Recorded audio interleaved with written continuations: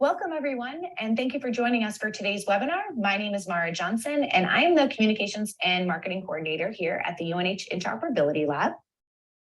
Today, we've teamed up with Teledyne LaCroix, and our topic is making auto negotiation and link training reliable and why it matters. First, I'd like to introduce our presenters. From the IOL, we have Kay Doobie, who's the Operations Manager for Ethernet and Storage Technology. Kay manages the day-to-day operations for Ethernet testing, provides the training for current employees, as well as planning for future services. Kay also has a background as the Senior Copper ANEG Technician and Supervisor here at the lab. From Teledyne LaCroix, we have Craig Foster, who's the Product Line Manager for Storage and Networking. Craig has over 25 years of experience in system, application, network, and storage monitoring and load generation. Craig's primary focus is on storage performance and troubleshooting using wire level monitoring and generation solutions. Also from Teledyne LaCroix, we have Joshua Harsh, who is the Field Applications Engineer. He's over 20 years of experience in protocol analysis tools for Ethernet, Fiber Channel, SAS, SATA, and PCIe, and currently the primary support engineer for LaCroix's line of SAN analysis tools. The IOL and Teledyne LaCroix have been working together within our Ethernet testing areas as a test and measurement tool partner for many years. So we're really excited to team up again for today's webinar. So next, here's just a quick overview and agenda of what we're going to run through. We're really going to try and break down ANEG and LT by addressing common issues that folks may run into during testing. We're going to have a nice introduction to ANEG and how it's implemented, what happens when ANEG goes wrong, link training as well, and what happens after ANEG is successful, and what happens when LT goes wrong. So we're really hoping that folks kind of get a better understanding of how ANEG and LT testing can really benefit product testing in the long run.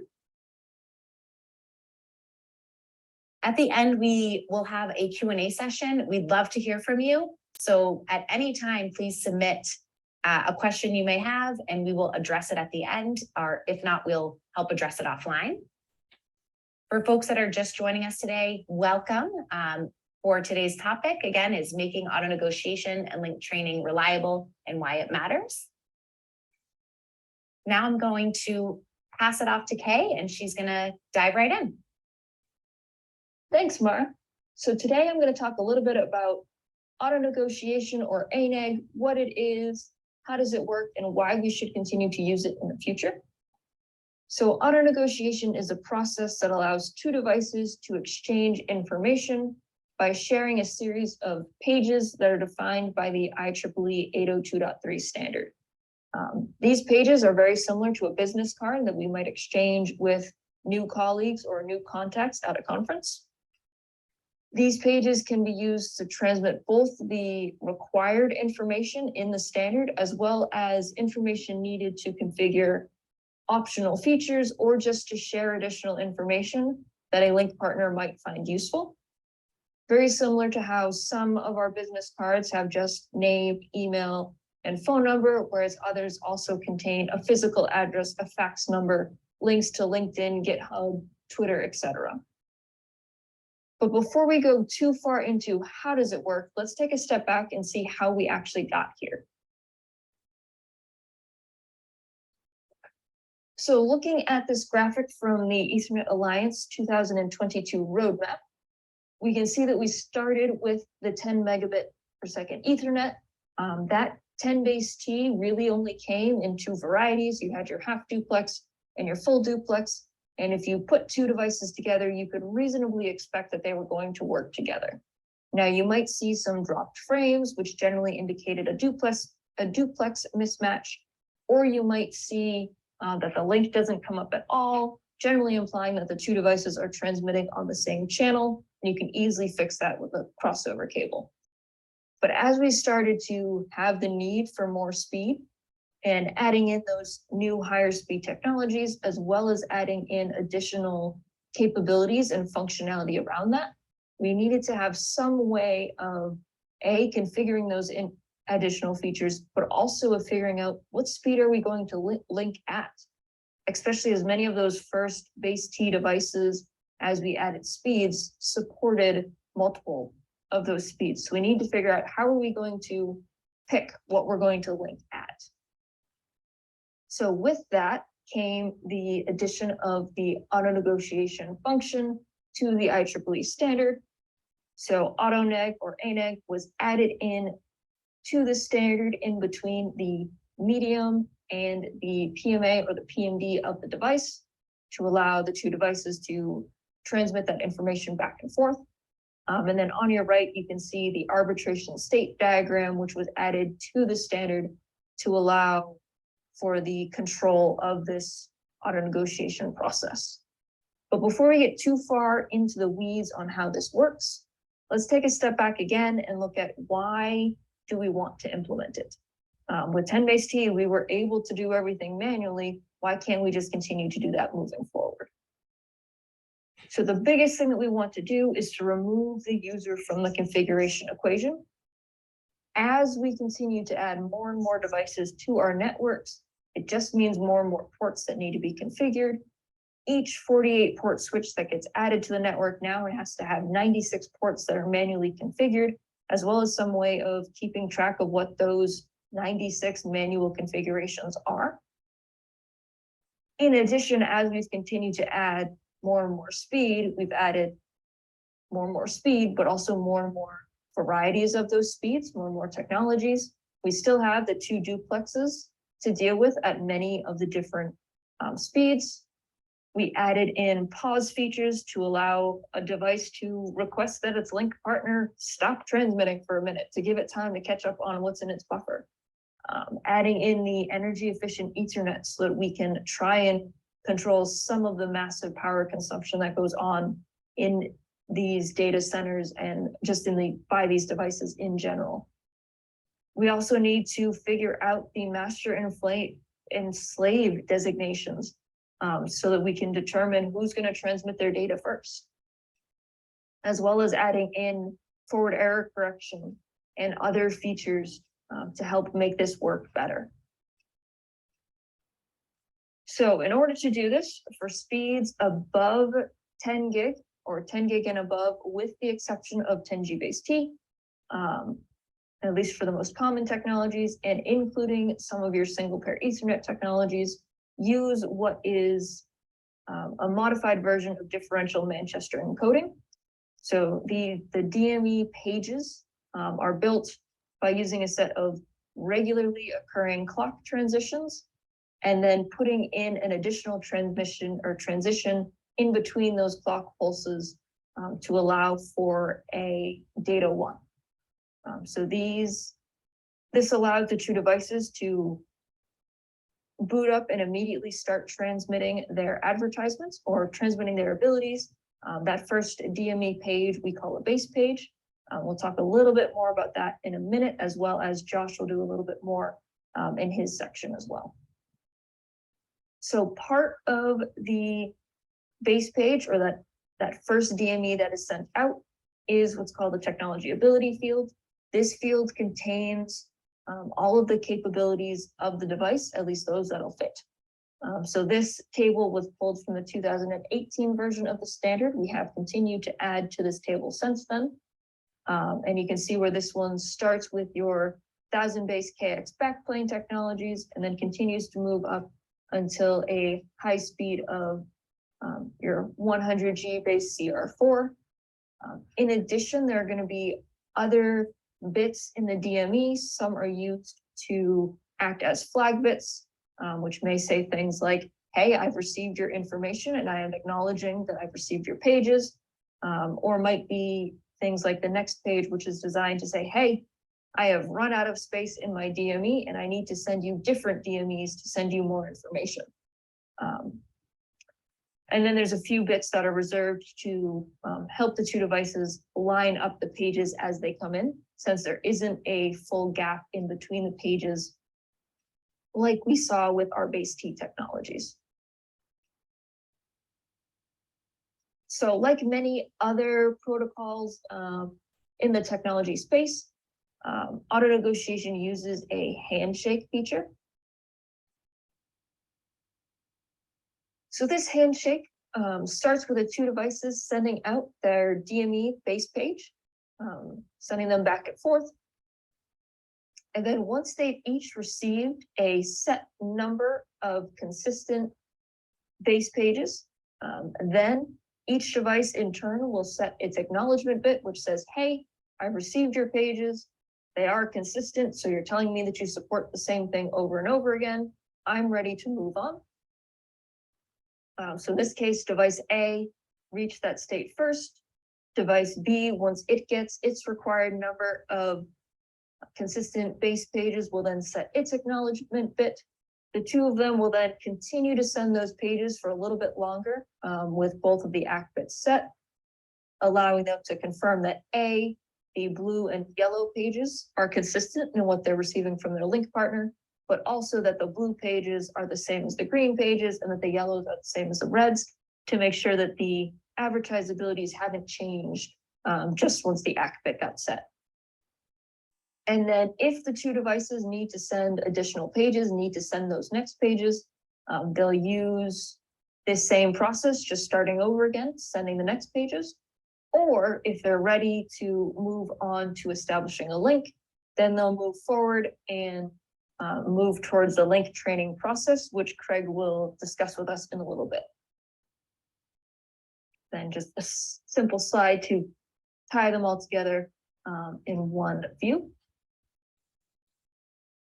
So that was kind of the very quick look at what auto negotiation is and how it can be useful and how it works. But the big takeaways here is that it does reduce the amount of time spent manually configuring devices, either when you're adding new devices in, swapping out devices, or just reconfiguring the network. This process uses a series of pages to exchange information between the two devices and allows them to automatically configure a link at the highest shared speed in technology. The IEEE standard does provide kind of the order for what is considered the highest shared speed, as if a device supports two different 100 gig technologies, we need to have a way to determine which of those 100 gig technologies it's going to use. And it does reduce the number of non-optimized or incompatible links in a network. It doesn't solve all of the problems, but it does greatly reduce them by removing that human element from the process. So now I'm going to actually turn it over to Josh, who is going to discuss a little bit about what some of those issues are that may cause the auto negotiation process to either fail or to not come up with the link that you thought you were going to get. Over to you, Josh. Okay, now we've already talked a bit about auto negotiation and how it works, what we expect to have happen. However, oftentimes we connect things up and things don't go according to plan. The link doesn't appear, or you're not able to exchange frames in the way that you expected. At that point, you might be tapping your fingers on the table, trying to figure out where do we begin looking? Where do you start trying to debug the issue? Just like our acrobats performing over the skyline here, oftentimes there is relatively few ways where things could go right in comparison to the many, many ways things could go dreadfully wrong. So let's talk a little bit about some of the more common issues that come up during auto negotiation and where to start looking. First of all, let's look at the capability bits. Now, what we're seeing here on the screen, this is just a trace capture from one of our protocol analyzers. It's sitting in line with the existing traffic, and you can record the traffic and the auto negotiation as what's occurring. And it's important to see what's actually occurring, have some sort of visibility into the auto negotiation so you can actually start to debug it. Now, here we have a number of capability bits that are set. So you're going to be sending auto negotiation pages over and over and over again, repeated, advertising which capabilities you support.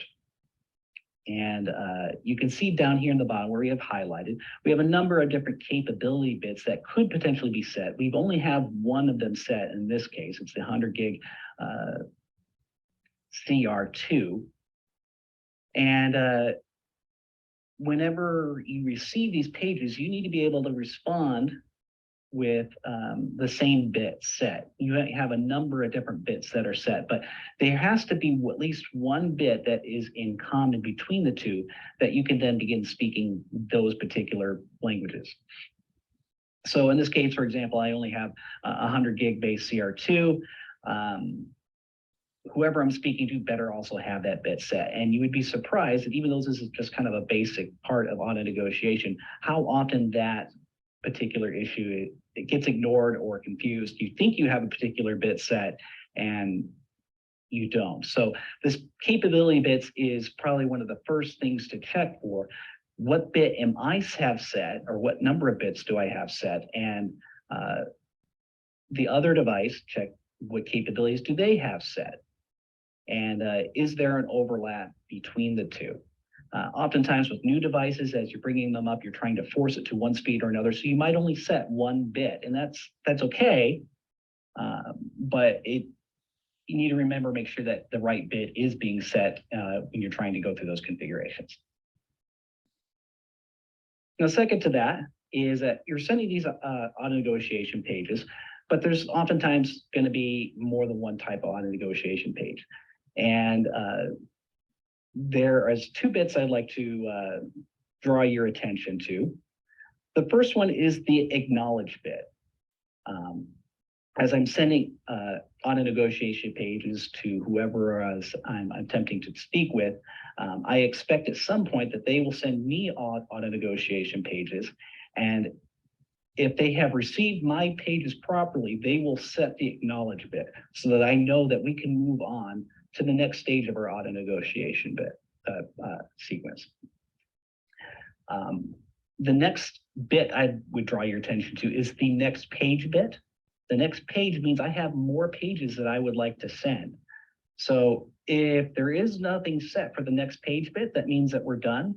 As soon as I get the acknowledgement, we can move on to link training and we're done with our auto negotiation. But if that next page bit is set, then there are additional pages that we need to send. And so as soon as we get the acknowledge bit set back, we can move on to the next page.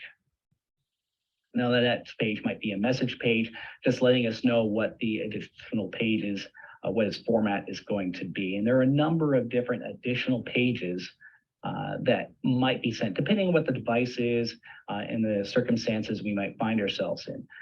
But the idea here is that we have a number of different pages to send. We're going to keep sending them as long as that next page bit is being sent. And we move on to the next page as soon as we receive back that the acknowledgement bit has been set. So we have a number of different potential problems that could occur along the way. So here's just some basic questions I like to ask.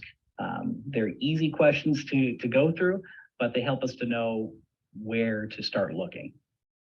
First of all, number one, did auto negotiation occur? If we plug everything together and we can't see any auto negotiation happening in either direction, then we know we have a more fundamental problem. We can stop looking at bigger configuration issues and start looking at the hardware. I know for myself, and probably you as well, when things are not going right, you go back to your hardware setup and you stare at it for a bit and you realize if I just push on this cable a little bit, that connector that you thought was working just fine actually shifts another quarter of an inch, and then you get a full connectivity and things start working better. So make sure that your cables are set correctly, if there's no auto negotiation, and that you actually have everything turned on right. Once we do have auto negotiation set, is it being sent in both directions? Oftentimes you might forget that one device is not configured for auto negotiation, or if we're not getting in both directions, we can figure out which direction it's occurring in and where it's not, and it gives us an idea of where we start looking which device is actually at fault. Next, as I said, we need to make sure that the capability bits are being set correctly. More often than you would think, that occurs to be a problem there. So by using something like a protocol analyzer or other devices out there, we can see what capability bits are being sent and make sure that those bits are being set correctly. Next, incorrect transmission or responsive parameters in base or extended pages.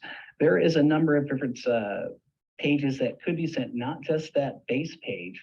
and we need to go through each individual one. So there's kind of a process there, and we can follow that process through using a protocol analyzer or some other way of getting visibility into that, and then be able to determine if we're not getting through each one of those pages, we can try to figure out why we might not be. In conjunction with that is timeouts. Now, the timeouts can sometimes be a little deceptive. You might have device A connected to device B. You expect that device A is going to be sending, progressing to the next auto negotiation page, and it doesn't, and so you think device A has got a problem. When in reality, device A is waiting for an acknowledgement to occur that either takes too long or does not occur, and so it doesn't progress on to the next stage. And so you need to be able to watch out for those tricky sort of situations. Did I get acknowledgement on each one of the pages or that I sent? If I did get acknowledgement, how long did it take? These timeouts may or may not be defined in the specification. Some timers in the specification are listed there. Some are just listed by the device, and the designer put in certain timeouts. So timeouts like acknowledgements are something to keep aware of that could be one reason why we are not progressing fully through the auto negotiation sequence. And lastly, did the link progress to link training? Now, link training occurs after we get through the auto negotiation sequence. So if we're getting to the link training side, then we can know with some degree of confidence that auto negotiation did occur properly, and that whatever problems that we may or may not be seeing did not occur during the auto negotiation phase. So we can focus on something like link training. So with that, I will turn the next part of our presentation over to Craig so he can talk a bit more about link training. Thanks, Josh. Now that we've advanced to link training, we should discuss what is link training and how does it work. So Josh came up with this analogy, which I think is a really good one. Back in the days when televisions had rabbit ears that sat on top in order to adjust the quality of the signal, oftentimes one person would have to watch the TV while another person moved the antenna around looking for a good spot that got good reception. And this is a very good way to look at what happens in auto negotiation and link training. It's just like in the television example, what we're looking for is a good signal. So if you look at this diagram on the left, you'd see that device A is sending out a nice signal, but by the time it arrives at device B, it cannot be used. It's not good enough. So what do we do about that? There's several good white papers that I found while researching this that go into more detail than we'll cover. But if you see that second diagram, you can see that dip in that eye where it's not going to the full extent. So there's coefficients to say, increase that or decrease that. We're trying to get a good eye. And in the case of PAM4, we're not just trying to get one eye that looks good, but we've got 3 eyes, so 4 different states, PAM4. So those white papers I recommend looking at get a much more in-depth view of how link training works and what it is. The alternative to link training is to just go into a lab, test and find settings that work with various partners and use those settings in all cases. The advantage of that approach is that it should more consistently work or not work with a particular vendor.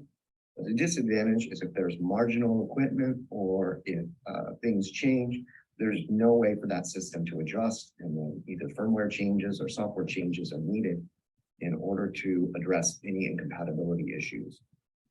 With auto negotiation and link training, the goal is to be able to work with more vendors without having to do anything special in hardware or software. So the way it works is they send training patterns back and forth between the 2 devices. And while the analogy of the TV is good and adjusting the rabbit ears, what's happening here simultaneously, both ends are watching the television while both ends are adjusting the rabbit ears. So it's going back and forth to try, both sides are trying to get a good signal that they like and can use. So this is a portion of a status frame that allows you to see, well, what are they communicating? And there's basically three coefficients that they can adjust up or down, the +1, the 0, and the -1. And they can say, I've updated that as you requested, or I have not yet updated that as you requested, or I've reached a minimum, or I've reached a maximum. Now, I should point out there's also a starting place, which is called a preset. And there's various presets that you can start with. One option is actually to run through each of the presets and not do any coefficient changes to see if any of the presets work out of the box before proceeding on to a known favorite preset and then doing coefficient changes. So lots of different options there. It's not defined what you do to get the link up, but the responses and the communication is defined. So one of the frequent things that we actually see when helping partners diagnose their link training, oftentimes one or more vendors are not actually sending link training when they think they are. So that's a common issue we run into. And then the other thing is if they are both sending link training, but the training may not complete on all the lanes in both directions. So that's something that if it's consistent on one lane that it doesn't complete on, that's more likely a hardware issue. There's inconsistency, that's probably more likely a software or firmware issue. But if everything works and all the lanes complete, then you get to what's called the physical coding sublayer. And once there, you hope to have a good signal that everybody's happy with. But if not, the systems can start saying remote fault, I don't like this I anymore. And if there's enough of them that occur, then they'll go back into auto negotiation and link training all over again.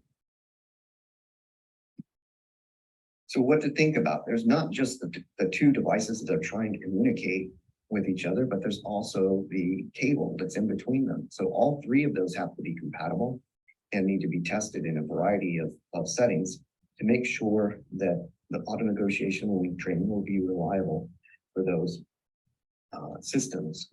Some possible systems are they're not responding correctly to the parameters, or there's the possibility of timeouts. There's timeouts that are both defined in the specification as well as timeouts that aren't defined, such as how long after on a negotiation do we go to link training. And so we've seen discussions between vendors. It's like, well, could you give me more time? In there, like, well, I thought, this amount of time was sufficient, but this is a interoperability. We've got to make it work, and let's come to a good understanding. Another issue that we've seen is where people will say, well, I support 100 gig. Oh, me too. Let's go ahead and connect our devices together.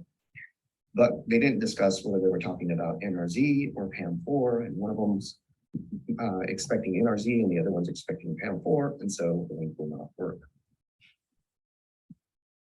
So here's a graphic that illustrates what it looks like to have all four lanes or all four lanes come up on multiple ports. And you can see by the green indicator at the end that they did all successfully reach link training. And they have a happy, good link. So they've reached the PCS phase. But one thing that you may notice if you look more closely is that not all the lanes complete at the same time. And in fact, not all the lanes start at the same time. And so different devices and equipment may choose to train more on one link first than the other, or they may try and start them all at once. In the end, though, they do need to get all the links up in a certain amount of time, or they've got to start over with the auto negotiation process all over again. So it's important to validate with many different vendors and many different components to make sure that the auto negotiation and link training is rock solid. That's why it's essential to have interop events where different devices are tested together, make sure that the end user isn't encountering problems where, well, we only work with this cable or we only work with these partners instead of working with everybody and making it easy for companies to get their links up. So with that, we'll take any questions that you may have, and thank you for attending this webinar.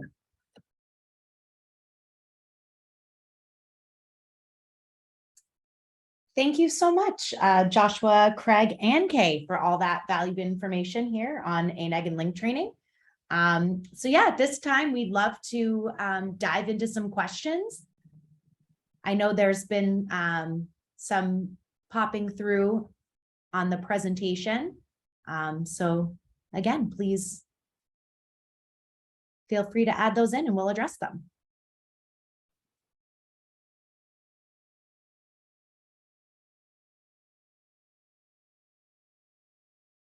Great.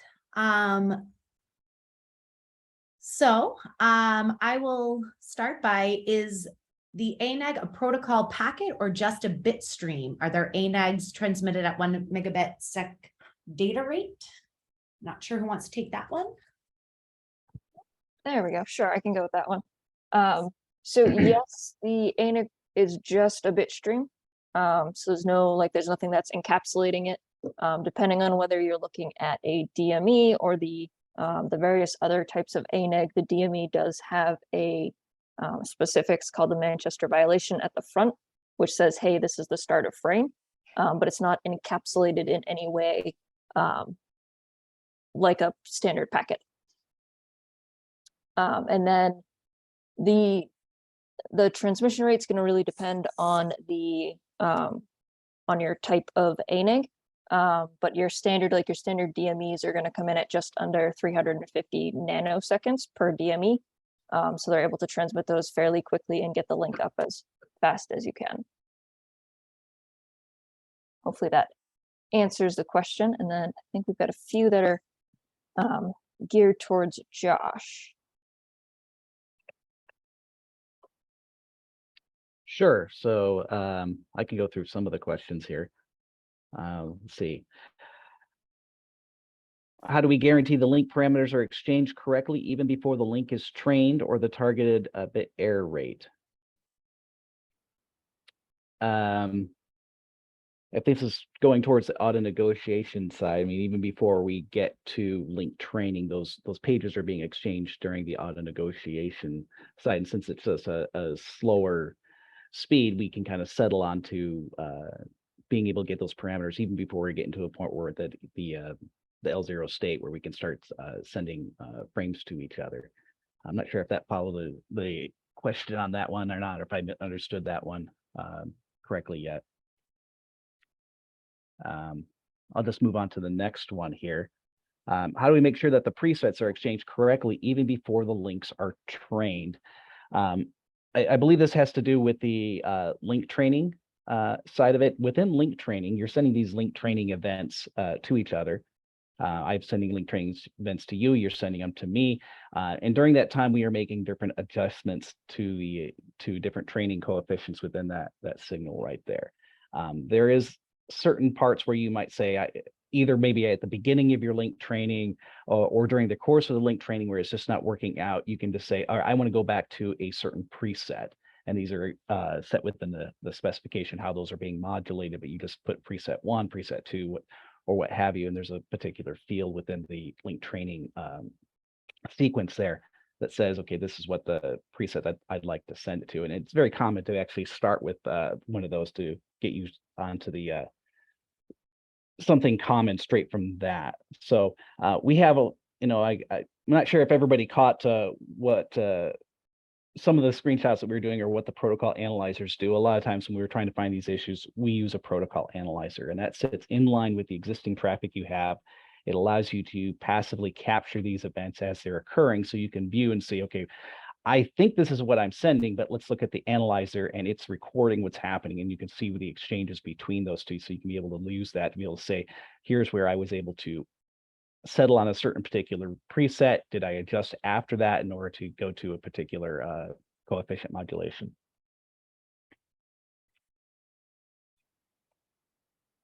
Great, thanks, Josh.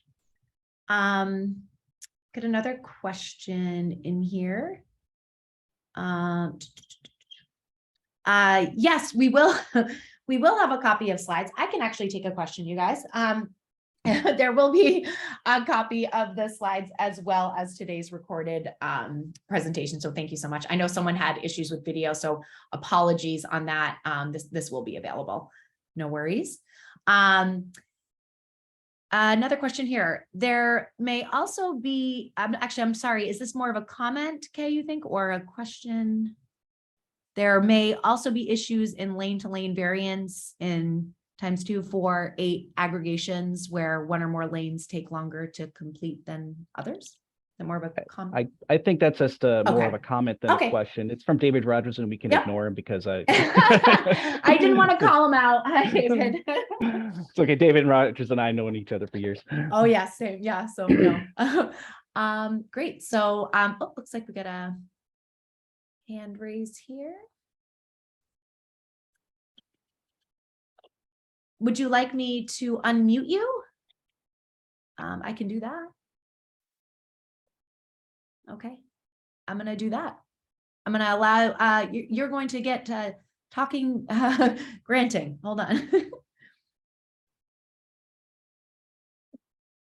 Yeah, hi, this is Pankaj. Sorry, I was trying to pose the question through the chat window, but it didn't let me do that. No worries at all. My question is this going to change the methodology of testing at the UNH IOL? For example, for the auto negotiation and link training, are we going to use this equipment?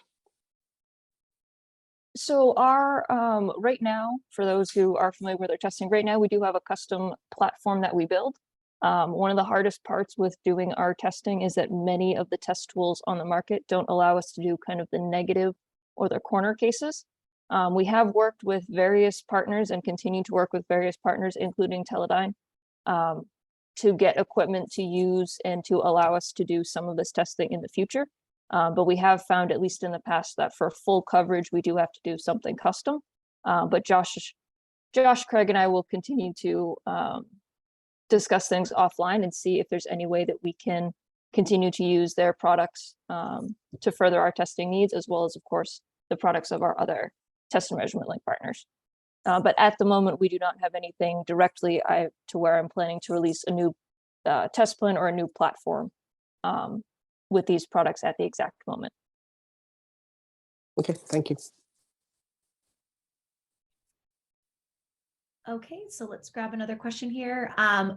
What are the different components used on the LaCroix scope? Is there an app loadable module on the scope? Is there an offline analyzer, which was shown in today's presentation? Can you direct us on the LaCroix data sheet, cell sheet for these tools? I could talk a little bit about that. I'm sure Craig could as well. So the analyzer that we have, it's a hardware box, and there's a number of different port pairs onto that. So depending on whether or not you're, SFP or a QSFP or a QSFP DD, you can sit in line with the existing traffic that is there. There's a piece of hardware that goes with it, and it's going to be recording these traces onto the trace buffer that's stored onto that analyzer.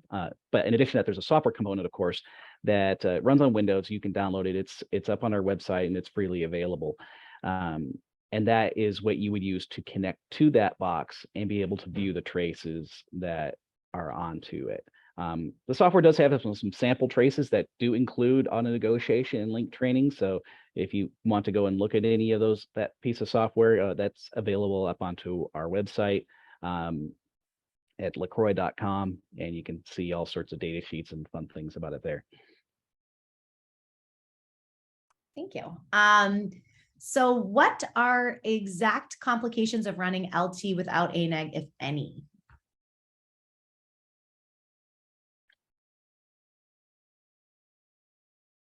Not sure who wants to take that one. It's one of those things. I knew that answer earlier, and I need to look it up. I'm not sure. Yeah, we can go back to it. Yeah. Do you want to go back to that one? I'm going to have to take some time to. Yeah, no worries, offline. no worries, Yeah. no worries. Yeah, we'll take that off one. Yeah, no worries. Do you support parallel detect? There we go. Got my unmute. So there are a few technologies that do, but not all of them. So for the most common ones that you're going to see with the parallel detection would be kind of your lower speed base T technology, so your 10 base T and your 100 base TX. But you can also do it for 1000 base KX and 1000 base or 10G base KX4 for those. But for the most part, once you really get above gig, most technologies do not allow that parallel detection function, as there are other features that need to be negotiated for that link to come up properly. Great, thanks, Kay. Mara, do you want to unmute Dave Rogers? He's volunteering to. Yeah, absolutely. I just saw that come in. Absolutely. Yes. Give me one moment.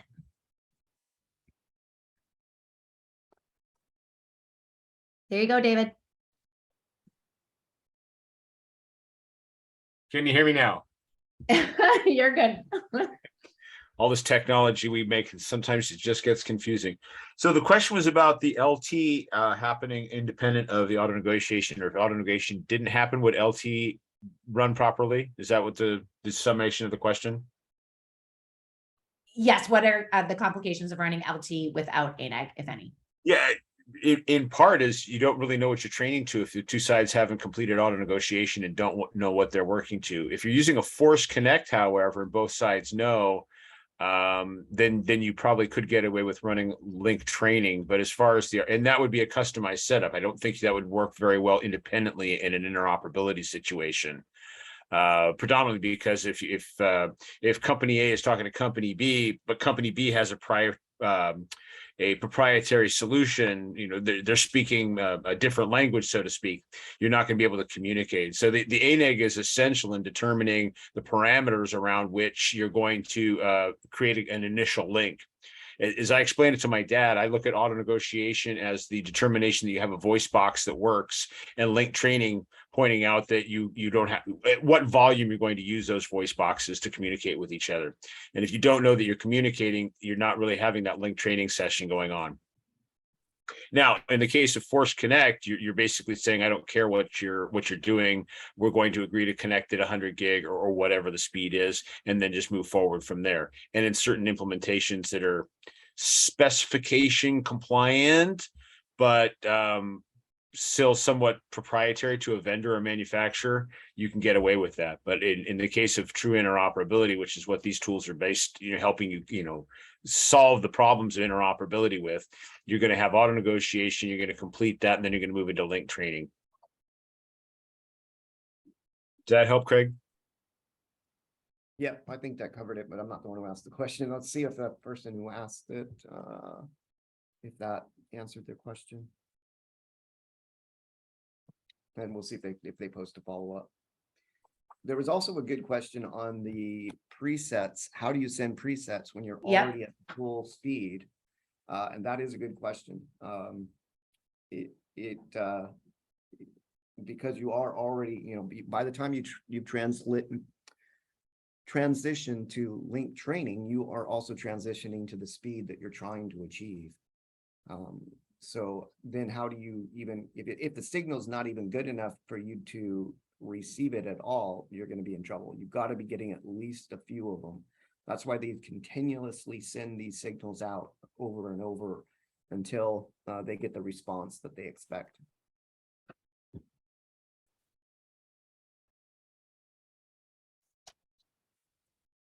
Okay.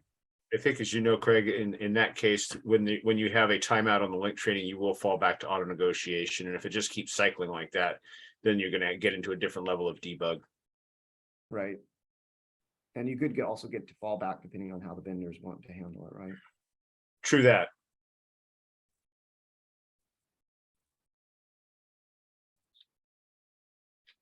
I know there are a couple questions that we will follow up with offline, just an FYI.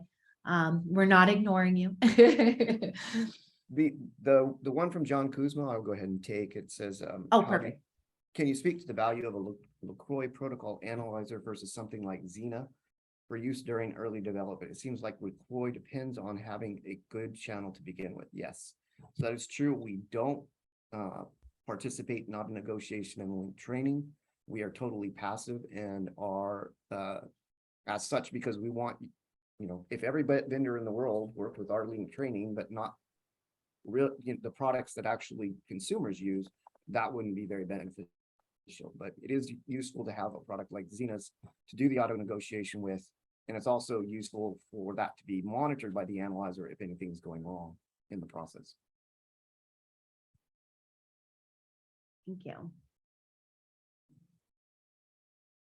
I did have someone raise their hand and I went down, so I just chatted them to see if they wanted to come back. Awesome, thank you. And then while we wait on that, we can pop back to and see the question right before John's from one of the anonymous attendees. Yeah. Does the failure of DME mean you'll automatically go to parallel detection? No, not necessarily. Again, it really depends on what technologies each device supports, because there are a limited number of them that actually support that true parallel detection function. So it will depend on what's supported by the device and then also what's being transmitted from the link partner. But that parallel detection process is part of the ANEG process. So it is available in the state diagram if it's available from the link partners.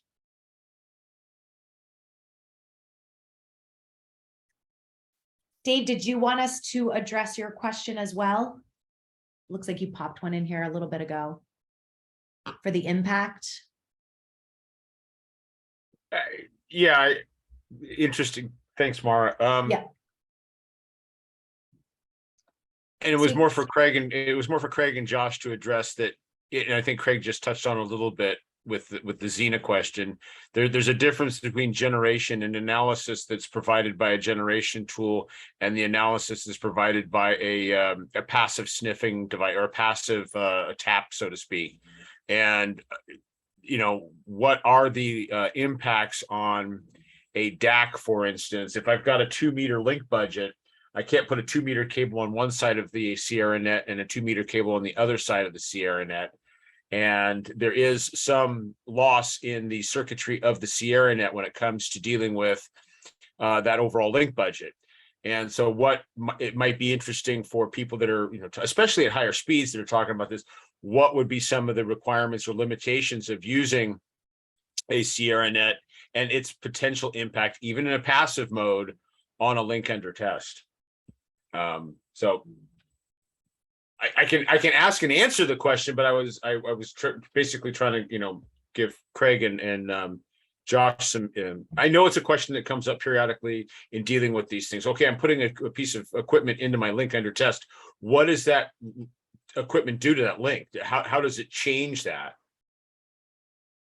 Right. No, and that there's also a similar question. And are there cases where the links are coming up fine with the analyzers attached in line, but not when we remove the analyzer?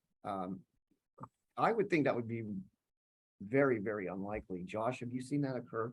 I haven't seen that one specifically. So what oftentimes happens if, you know, you've got, you know, a cable that's going between your two devices and you know, you're testing on that, and then you want to put the analyzer in there. The analyzer's in the middle, so now you have two cables, one on each side of the analyzer going to two different devices. So it tends to have some effect onto the link in that case.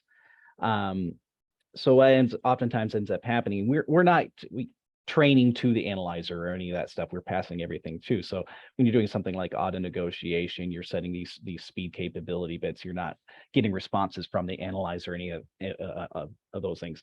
And when there starts to be an issue, you're like, okay, well, what do? We put an analyzer onto that, and the analyzer can start to see some of the issues that start to occur onto that. Now, yeah, there's going to be some changes into the link quality when you're adding an extra cable into that situation. It's unlikely, but I suppose possible that, you know, if you have something over modulated somehow, that, you know, having a longer cable might cause it to work where a shorter cable doesn't. It can occur, I suppose. Yeah, that's what I was just thinking is, you know, it may not really want to come up at all at a 1-meter cable, and by default, you have to have, you know, multiple cables in the link to get us into the link. So in theory, you know, it may work on a short cable because you're using 2 1-meter cables.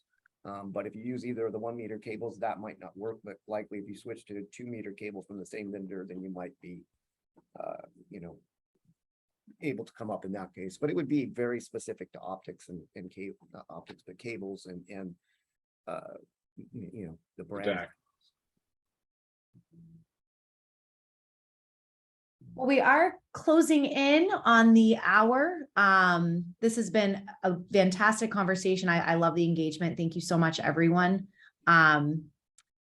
And Gerald, okay, Gerald, good. His question has been answered. So I was going, yes, talking is disabled. I have to grant the master power of that one. But I'm happy to hear that. Thank you. So, one last call for, I think maybe we can probably squeeze in one more question if anybody has one. If not, we'll give it another minute. But in the meantime, thank you again, everyone, for attending today's webinar. Again, it was such great engagement. It was nice to be here with our partners, Teledyne LaCroix. We will provide everyone again a copy of today's recording. It will also be available for download online and on our YouTube channel. So any other, again, thank you again. Any other final comments from Josh, Craig, or Kay? Awesome. Well, thank you guys so much. This has been a pleasure. And again, if you have any questions, please, I think everyone knows how to get in touch with us. And we hope that you all have a great rest of your day.